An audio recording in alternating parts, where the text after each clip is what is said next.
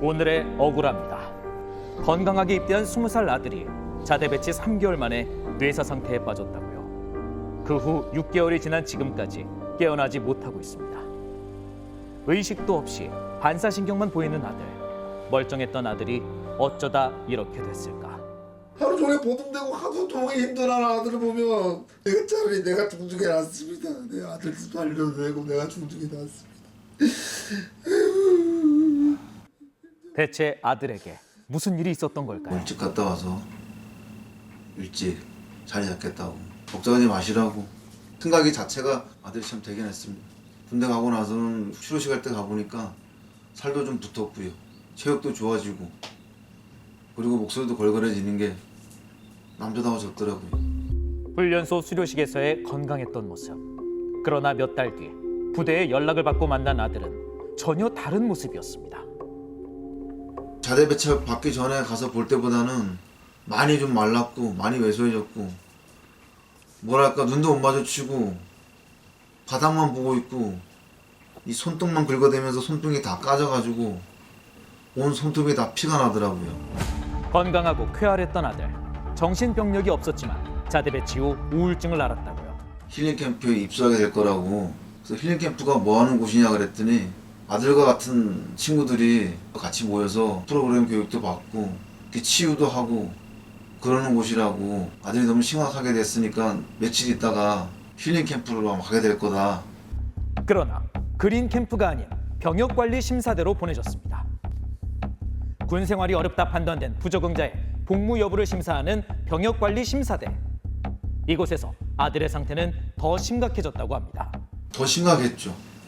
완전 뼈밖에 안 남았고 눈에 초점도 없고 그냥 민폐질 때는 민폐져서 기력도 없고 그냥 모든 걸 다 내려놓은 것 같았습니다. 결국 두 번의 시도로 뇌 손상까지 왔고 6개월이 지난 지금까지도 깨어나지 못하고 있는데요. 의식 회생을 할 수가 없다고 그런 얘기 들을 때마다 억장이 무너졌지만 그래도 아들 일어나라 일어나라 일어날 거다.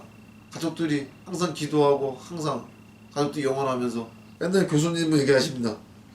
회생 능력이 없어요. 뇌사 상태입니다. 마음이 많이 아프죠. 하루 종일 모독되고 잠도 안 잡니다. 하루 종일 힘들어요.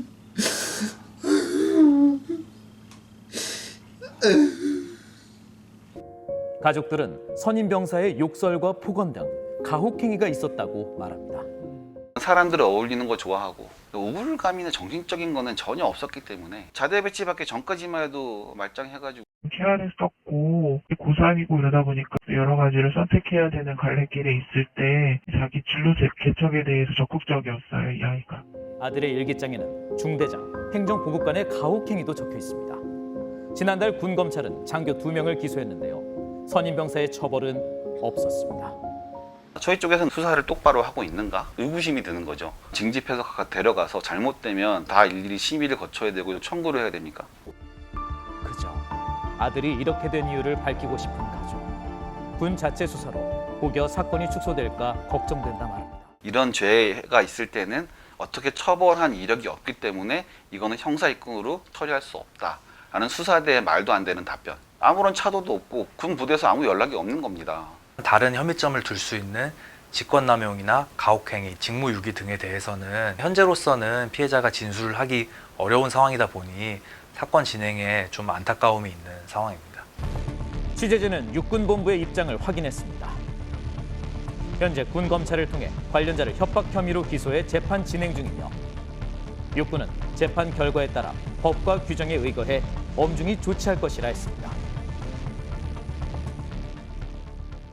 부대에서 피해자에 대한 신상 관리나 예방에 대한 충분한 조치가 이루어지지 않았기 때문에 복무 부적응에 따른 정신장애가 악화되고 시도가 이루어진 점을 고려해서 문제가 있다고 보고 사고 이후 누구도 사과조차 않았다고요.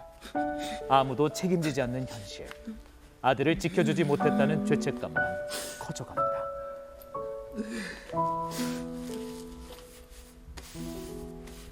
아들이 조금이라도 힘들어할 때 더 제가 적극적으로 했었어야 했는데 오로지 군만 믿고 있었던 그 상황이 제가 너무 공격해서 억울하고 사과라든지 뭐 전화도 없었고요. 전혀 아무것도 없습니다. 이제 그만 긴 꿈에서 깨어나길 바라며 받지 않는 아들의 전화에 음성 메시지를 남깁니다. 아들, 아빠야. 아들 목소리 듣고 싶다. 미안해. 아빠가 자주 전화하고 아빠가 더 챙겼었어야 되는데. 미안하고 사랑한다.